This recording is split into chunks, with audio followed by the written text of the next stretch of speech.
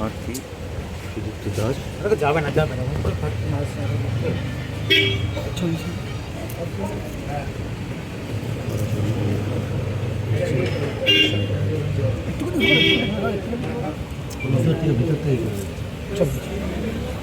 বীজপুরে প্রাক্তন তৃণমূল বিধায়ক শুভ্রাংশু রায়ের বাড়িতে বিজেপি প্রার্থী সুদীপ্ত দাস।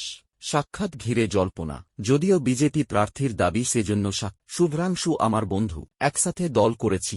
তার বাবার মৃত্যুর সময় আসতে পারিনি, তখন বিধিনিষেধ ছিল, তাই দেখা করে গেলাম। আমরা কাঁচরাপাড়ার ছেলে, তো কাঁচরাপাড়ার ইতিহাসে, রাজনৈতিক ইতিহাসে সবচেয়ে যিনি ভারতবর্ষের রেলমন্ত্রী হয়েছিলেন, তো কাঁচরাপাড়ার যুবক হিসেবে এটা তো আমাদের গর্বের জায়গা।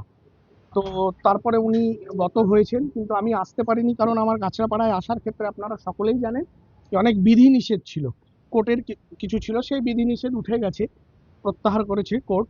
তো তারপরে এলাম, কাকুর প্রতি শ্রদ্ধা জানালাম।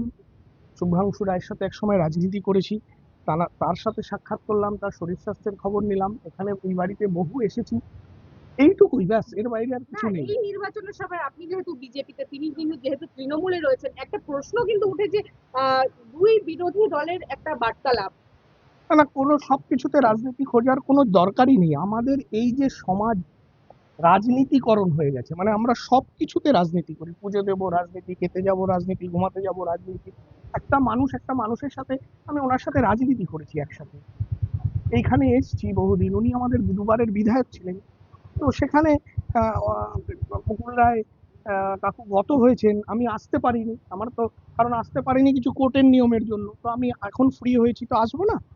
আর শুধু উনি কেন, আমি বলছি যে বীজপুরে যাদের দেখেছি রাজনীতি করতে, এরকম যে মানুষরাই আছেন, যত মানুষরা আছেন যে কোনো দলে, তৃণমূল, সিপিএম, কংগ্রেস, বিজেপি, হয়তো বয়স হয়েছে তাদের, তারা বেরোতে পারছেন না, রাজনীতিতে অংশগ্রহণ করতে পারছেন না, আমি যাবো, চেষ্টা করবো তাদের প্রত্যেকের কাছে যাওয়ার। কারণ আমার উদ্দেশ্য হচ্ছে রাজনৈতিক পরিবেশটাকে ভালো রাখতে হবে, সুস্থ রাজনৈতিক পরিবেশ থাকতে হবে। কালকে যখন সুবোধ অধিকারী এমএলএ থাকবেন না, আমি ওনার বাড়িতেও যাব, সৌজন্য সাক্ষাৎকার করব, একসাথে বসবো, চা খাবো, এইটুকু সৌজন্য তো থাকবেই। আপনি নিশ্চিত করছেন যে শুভেন্দু অধিকারী বিধায়ক থাকবেন না? না, এবার আর থাকার মতন জায়গায় নেই, কারণ মানুষ মমতা ব্যানার্জির প্রতি, তৃণমূল কংগ্রেসের প্রতি, আর বীজপুরের মানুষ ওনার প্রতি অনাস্থা নিয়ে এসছে, অনাস্থা দেখিয়ে দিয়েছে। তবে আবারও বলি, কোনো রাজনৈতিক সৌজন্য আমাদের দিক থেকে কোথাও কোনো ঘাটতি হবে না।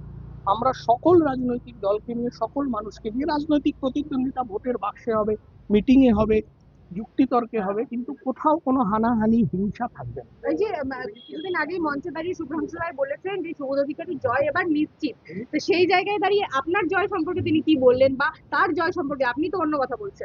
উনি রাজনীতি করেন, উনি ওনার দলের রাজনীতির কথা বলেছেন, সেটা আমার বিষয় নয়। আমি একেবারেই আপনাকে বলছি যে উনি ওনার রাজনৈতিক অবস্থান থেকে উনি ওনার কথা বলবেন, আমি আমার কথা বলবো। কিন্তু আমি বলছি যে রাজনীতির বাইরে, আমরা সিপিএম কেউ করে, আমি বিজেপি করি, আপনি তৃণমূল করে, আমাদের মুখ দেখা দেখি বন্ধ থাকবে? কেন বন্ধ থাকবে? আমরা তো একটা ইডিওলজি নিয়ে লড়াই করছি, একটা নীতির বিরুদ্ধে আরেকটা নীতির লড়াই হচ্ছে। ব্যক্তি আপনি আমার শত্রু নয় তো, যে আপনাকে দেখলেই আমাকে তেড়ে যেতে হবে, আপনাকে দেখলে মারতে যেতে হবে, আপনাকে দেখলে একেবারে কামড়াতে যেতে হবে, এরকম কেন? সবাই সবার মতন থাকবে, বসবে, গল্প করবে, তর্ক হবে, আলাপ আলোচনা হবে, বিতর্ক সভা হবে, ভালো তো।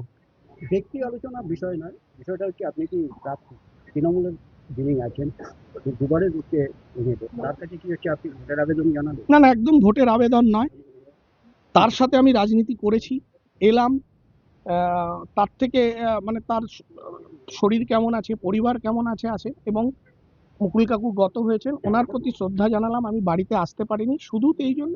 হ্যাঁ, তার সাথে অবশ্যই বললাম যে দীর্ঘদিন উনি বীজপুরের এমএলএ ছিলেন, আমি বললাম যে আশীর্বাদ করবেন যেন বীজপুরের মানুষের জন্য আমিও কাজ করতে পারি। আশীর্বাদ করেছেন? মানুষ হিসেবে অবশ্যই আশীর্বাদ করেছে। আজকে তো রামনবমী, বিভিন্ন জায়গায় আপনি গেলেন, এই কাছড়াপাড়ায় রামনবমী নিয়ে কিন্তু একটা আলাদা উন্মাদনা থাকে, তো মানুষকে কি বলতে চাইবেন? রাম তো পুরুষোত্তম ছিলেন, কি বলবেন? মর্যাদা পুরুষোত্তম রামের মতন যেন আমরা প্রত্যেকে হতে পারি, দায়িত্ব পালনে, কর্তব্য পালনে। রামচন্দ্র পিতৃ আজ্ঞা পালনে 14 বছর বনবাসে গেছিলেন, এবং পিতৃ আজ্ঞা পালন করেছিলেন। যখন সীতামাকে রাবণ হরণ করে নিয়ে গেছিলেন, তখন উনি চাইলেন বজরংবলী গিয়ে ওখান থেকে উদ্ধার করে নিয়ে আসতে পারতেন, কিন্তু তিনি যুদ্ধ করেছেন, রাবণের অহংকারকে দর্পকে চূর্ণ করেছেন। এবং যুদ্ধ কাদের নিয়ে করেছেন? বানর সেনাদের নিয়ে। কিন্তু জেতার পরেও কিন্তু সেই রাজ্য দখল করেননি, বরং সেখানকার রাজাকে রাজা বানিয়েছেন। মানে উনি সাম্রাজ্যবাদীও ছিলেন না, উনি পিতৃআজ্ঞা পালনে ছিলেন। উনি স্ত্রীর জন্য, স্ত্রীর অহংকার, স্ত্রীর সম্মান রাখতে লড়াই করেছিলেন। এবং তারপরে আবার যখন তিনি রাজা রাম হলেন, অর্থাৎ যখন তিনি রাজা হলেন, তখন ওনার কাছে প্রজাদের কথা হচ্ছে শেষ হলো। সেই কারণে উনি আবার তার স্ত্রীকে অগ্নি পরীক্ষা দিতে বললেন। তাহলে একটা মানুষ সন্তান হিসেবে, স্বামী হিসেবে, রাজা হিসেবে, ভাবুন তার একটা মানুষ সব হিসেবে কত মহান। আমরা চেষ্টা করব না সেরকম হতে? তাই রামনবমীর দিনে আমার ইচ্ছে, ভগবানের কাছে প্রার্থনা যে ভগবান আমাকে যেন সেরকম হওয়ার শক্তি প্রদান করে যে আমি আমার সমাজকে, আমার পরিবারকে, বৃহত্তর সমাজকে রক্ষা করতে পারি। আর শ্রীরাম যেন সকলকে খুশি রাখেন, সকল মানুষকে, এমনকি আমার যারা এই ভোটে যারা আমার সাথে প্রতিদ্বন্দ্বিতা করছেন, সিপিএম, তৃণমূল বা আরো অন্যান্য দল যারা আছে, সকলে ভালো থাকুন, সুস্থ থাকুন। ইদানিংকালে আপনার বাড়িতে পৌঁছেছেন এখনো পর্যন্ত? এখনো তো প্রচার ওই অঞ্চলে করেননি, বা করলে হয়তো যাবেন, কি যাবেন না সেটা তো ওনার ব্যাপার, সেটা তো আর আমি বলতে পারবো না। এর আগে পৌঁছেছিলেন গত 7 বছরের মধ্যে যে কটা ভোট না, 7 বছরের মধ্যে উনি কেন যাবেন? ওনাদের মিথ্যা মামলাতেই তো আমি বাড়ি ছাড়া। কিন্তু আমি আপনাকে বলছি, ভোটার জাননি, এটা ওনার সৌজন্য। কিন্তু আমি আপনাকে বলছি 4th মে ভারতীয় জনতা পার্টির সরকার হবে এবং বীজপুর বিধানসভায় পদ্ম ফুল ফুটবে। সুবোধ অধিকারী, কমল অধিকারী সহ তৃণমূল কংগ্রেসের যারা প্রত্যেকে আছে, তাদের আমরা বুকে জড়িয়ে ধরবো এবং বলবো আপনারা আপনাদের রাজনীতি করুন, পার্টি অফিস খুলুন, বসুন, রাজনৈতিক প্রতিদ্বন্দ্বিতা থাকবে, কোনো হিংসা, কোনো মারামারি কিচ্ছু থাকবে না। যারা আমাদের বিজেপি কর্মীদের মেরেছে, বিজেপি কর্মীদের খুন করেছে, সৈকত বহালকে খুন করেছে, তাদের বিচার হবে, সেটা আইন মেনে হবে। আপনি যাবেন রাজনৈতিক সৌজন্য দেখাতে বা বর্তমান তৃণমূল প্রার্থী এবং বিধায়কের বাড়িতে? ওই অঞ্চলে যখন যাব, তার বাড়িতে অবশ্যই যাব। তার বাড়িটা তো, আমি যখন ওই অঞ্চলে প্রচারে যাব তখন উনি তো ভোটার, সেটা তো আমার বাইরে নয়। কিন্তু একটাই সমস্যা, উনি তো অট্টালিকায় থাকেন, তাকে এবং তার সামনে একটা দুর্গ মতন করা, মানে একটা রাজামশাই তো দুর্গে বসেন, ফলে আমাদের মতন সাধারণ মানুষ ওনার কাছে পৌঁছাতে পারবো না, কারণ উনি 4টে তালা মেরে অট্টালিকার উপরে থাকেন। ওই দুর্গে আমাদের মতন সাধারণ মানুষের প্রবেশাধিকার নেই। সুযোগ পেলে যাবেন? সুযোগ পেলে নিশ্চয়ই। একই দাবি শুভ্রাংশুরও। তিনি অবশ্য তাঁর বন্ধু ভালো রেজাল্ট করুক অকুপ্তে জানালেন। প্রার্থী সুদীপ্ত দাস এখানে এলেন, কি কথা হলো? সৌজন্য সাক্ষাৎকার। সুদীপ্ত আমার জুনিয়র, এসে বাবাকে প্রণাম করলো, আসতে পারেনি বলে দুঃখ প্রকাশ করলো, মার ছবিতেও প্রণাম করলো, এমনি সৌজন্য কথাবার্তা হলো। কিন্তু দল তো আলাদা। বা থাকতেই পারে, পশ্চিমবাংলার সংস্কৃতি কৃষ্টি যা আছে, একজন মানুষ আরেকজনের পাশে দাঁড়াবে, এটাই তো কাম্য। কিছুদিন আগে আমি পিতৃহারা হয়েছি, ও আসতে পারিনি, এখন এসে আমার পাশে দাঁড়িয়েছে, এইটুকুই কথা হয়েছে। ভোট চাইলেন আপনার কাছে? আর যদি ভোট চাওয়ার হতো, আপনাদের এত মিডিয়া দিনের আলোয় রেখেও আসতো বা এখানে বসতো? কি মনে হয়? রাখছি তো, ভোটের আবেদন রাখছি। ওটা আমার সঙ্গে এমনি কথা বলতে হবে। প্রার্থী হিসেবে তো সবাই সবার কাছে ভোটের আবেদন রাখতেই পারে। তিনি বললেন আপনার কাছে আশীর্বাদ চেয়েছেন, আপনি আশীর্বাদ করলেন তার জয়ের জন্য। আমি বলেছি ভালো রেজাল্ট করি। তিনি আলোতে আসার মানে কি আপনার, মানে কোনো একটা মানে জল্পনা কিন্তু একটা উস্কে গেছে। দেখুন, কেউ কারোর বাড়িতে গেলে তো জল্পনা উস্কে যাবে।